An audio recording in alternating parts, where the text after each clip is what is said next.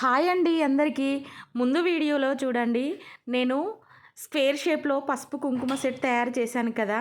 దానికి రిలేటెడ్‌గా ఇప్పుడు ట్రయాంగిల్ షేప్‌లో మళ్ళీ కుంకుమ సెట్ తయారు చేస్తున్నాను. ఇలా లీఫ్ తీసుకొని ఇలా కట్ చేసి ట్రయాంగిల్ షేప్‌లో చేశాను. చక్కగా కుదిరింది. పసుపు, కుంకుమ, అక్షింతలకి ఇలా మీరు కూడా ఈ లీఫ్ మీ దగ్గర ఉంటే గనక ట్రై చేసి చూడండి. చక్కగా కుదురుతుంది. అదేవిధంగా